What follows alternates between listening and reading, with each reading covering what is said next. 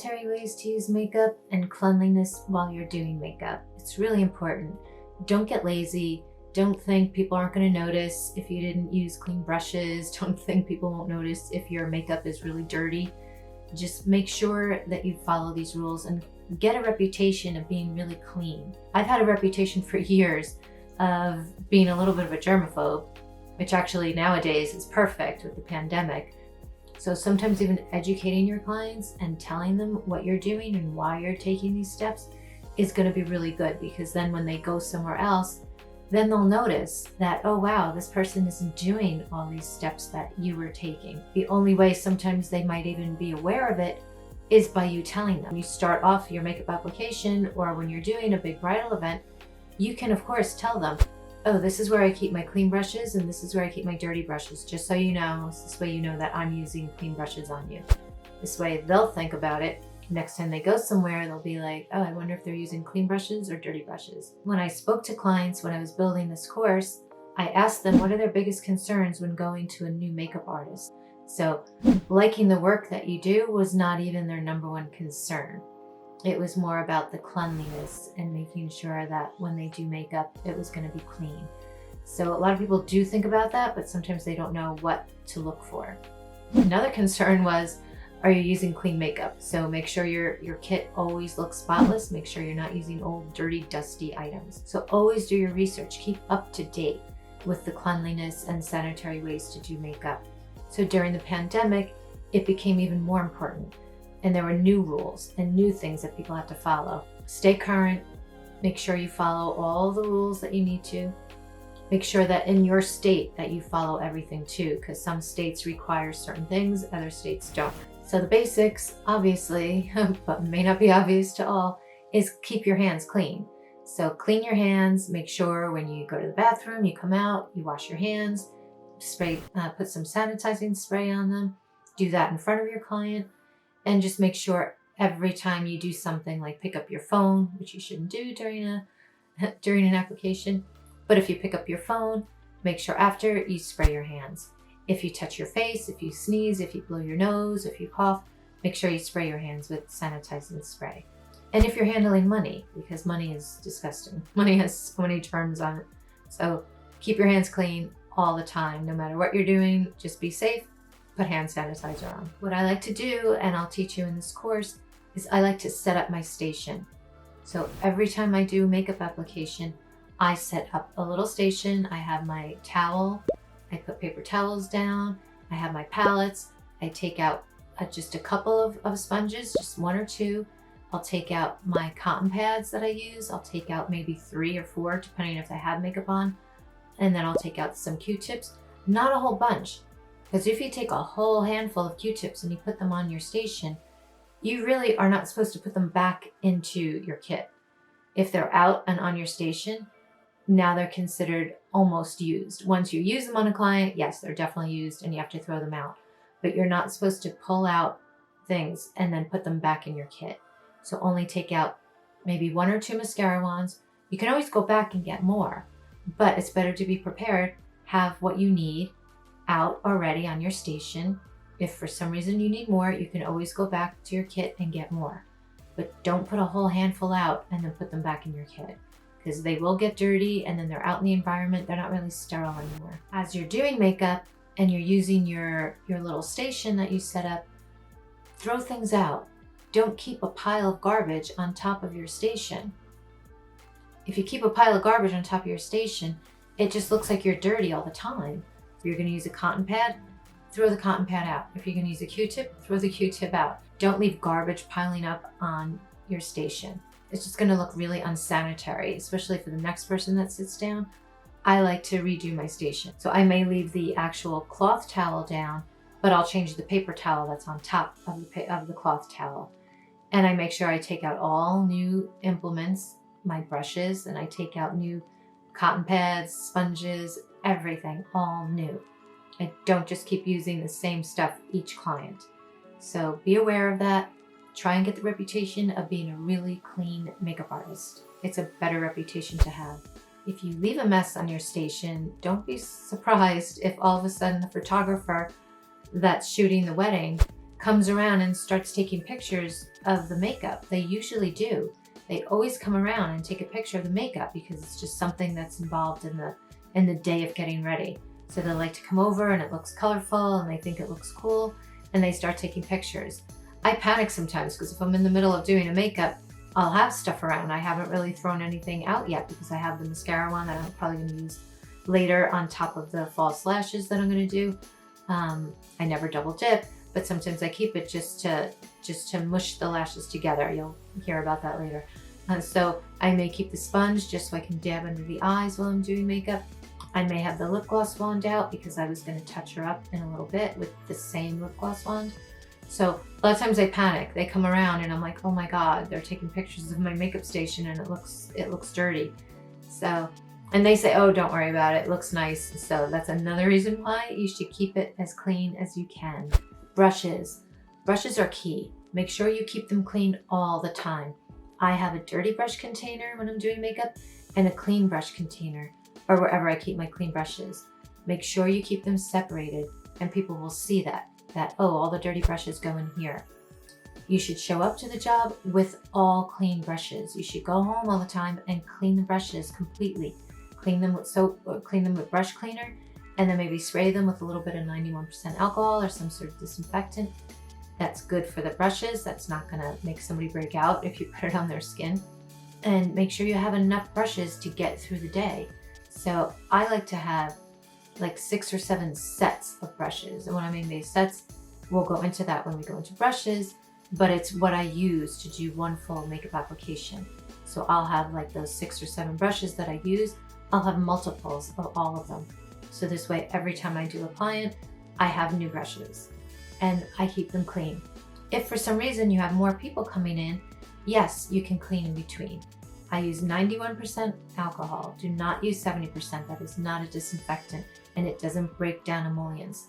Use 91% and just clean it. Sometimes the brush cleaners that they sell to clean brushes quickly, sometimes they're not the best because they don't sanitize the brushes. They don't clean the brushes fully. And sometimes they could make somebody break out. So make sure the brush cleaner that you have is good for skin too, because it's absolutely going to touch the skin. But that's only for just in case. Otherwise, you should have enough brushes to do a full bridal party or an event that you're doing. So no double dipping. So make sure when you're using a disposable mascara wand, you dip it into the mascara, apply the mascara onto the client, and then you can throw it out. Or you can put it aside if you're going to do false lashes and you have to mush them together. But do not. If you have to put a second coat on, you get another brush. You get another mascara wand and you dip it into the mascara and do a second coat. Never dip the one that you just used back into the mascara because that's double dipping. So never do that. Same thing with lip gloss. So lip gloss, you want to take out the lip gloss that you're going to use. Either you could put that on the palette that you're using, or you can take the lip gloss wand and put it in the lip gloss, which gets a little messy. I like to remove the lip gloss and use it that way. So no double dipping. And don't dip your fingers in products either. Don't take your finger and swipe out some concealer or moisturizer. Use a Q-tip, use a spatula, use whatever you can to take it out, and then throw out the implement that you used. If you are going to use a spatula, a metal one that you can clean, make sure you clean it with 91% alcohol or disinfectant in between. Don't take out the spatula, scoop it out, put a little bit on your hand or on the client, whatever, and then dip back into another product. That's not clean. That's not sanitary. If you're going to use a pencil, my rule is you use the pencil, eyeliner pencil, lip liner, whatever it is. I never put the cap back on. I keep the cap off until I sharpen it and spray it with 91% alcohol and disinfect it. Other things you should be concerned about, just as far as cleanliness goes, is body odor. Make sure that you shower, make sure you use deodorant or whatever you have, powders, to make sure that you don't have body odor. Because you're sitting very close to somebody, so you don't want to be the stinky makeup artist either. So you want to make sure you take care of your sanitary ways on your body also. Smoking. If you smoke, really, first of all, you shouldn't, because your hands really stink. It's hard to get that smell off. And doing makeup on somebody, it could be really offensive. I had a makeup artist that worked with me, and she smoked. And one of the clients she was doing, she told me afterwards, she's like, oh my God, I can't come back and get my makeup done by her. It smelled so much like smoke. And she said she had to like hold her breath the whole time she was getting makeup done. She was like, I'll never go back to her. And she thought she was good. She thought she never smoked in her car. She only smoked at home. And she would come here. She didn't realize that it was on her clothes. It was on her hair. Like it just stayed with her. So when she came in, you would smell it right away. And clients would smell it right away. Like she wouldn't even go out during the day to have a cigarette. But that's how much it's stuck on her being. So it's stuck on her clothes, stuck on everything. So if you smoke, you might want to think about quitting, which is not a bad thing. But also remember, it's going to smell. Nails. Having really long nails is really not a good thing when you're doing makeup. It's not sanitary at all. Everything gets stuck underneath the nails. It's so hard to do makeup, first of all, with long nails, because you need your fingers sometimes to kind of dab on around the eyes or something. So having long nails, you can't really do that. You could poke somebody in the eye. But long nails keeps a lot of germs and dirt underneath the nails. So I recommend having shorter nails, as short as you can, and just keep them clean and manicured. You don't have to have nail polish, you don't have to have gels, you don't have to have all these things done. Just keep them clean and well manicured and just look presentable. So when it comes to appearance, there's a lot of different things you can do. There's nothing to follow. There's really no right or wrong. The only thing I think is don't show up in your pajamas with stains on it and holes in it. I just think that's not very respectful to your clients. And it's not really a great image to have, I don't think, as far as a makeup artist. Like, you should be kind of stylish, and it doesn't matter what trend you're following. Be really punk, be really goth, doesn't matter. Just have a good appearance. Have a nice, clean appearance at least. Make sure you represent yourself well, because the way you look is representing your work. So make sure you look good enough to be doing work for someone. Keep your kit clean. Keep your kit clean. Don't keep old, dirty, dusty items in your kit. Like, I like to have, maybe after a big wedding that I have, or maybe if you just do it weekly, monthly, whatever, go through your kit. Take out old stuff. Make sure you restock everything. Make sure you have enough cotton pads, Q-tips, everything. And just wipe everything down. Spray it with 91% alcohol. Just keep everything looking clean, because this is representing you. And if you have a studio and you go on location, your kit and what you do on location is actually representing your studio, because you want to make sure they look at your kit and you on location have the same feeling that they do when they go to you in the studio. So keep your kit clean, keep it professional looking, make sure it looks nice, it's not dirty, it's not really old, it's not ripped, it's not a stain all over it. And one of the most important things, don't use your own personal makeup. Don't go into your bag and pull products out and start using them on a client. That's really not good. You want to make sure you have your products for your kit and then your products for you to use.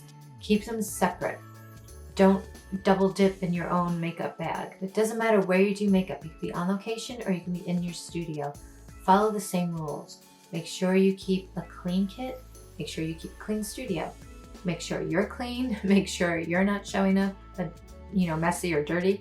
Make sure you have a reputation of being really clean, and make sure it shows through your studio and when you go on location and with your kit and with yourself. So it's not hard to do. Don't cut corners. Don't say, oh, no one's going to notice that I use dirty brushes. They will. And the only thing is, they won't say it to you then. They'll tell other people. You won't even know that they're telling them. So if you want people to refer you all the time and you want them to return again and again, make sure you follow all the rules, because they will notice and the word spreads quickly if you're not doing the right thing and you're being a little messy or cutting corners.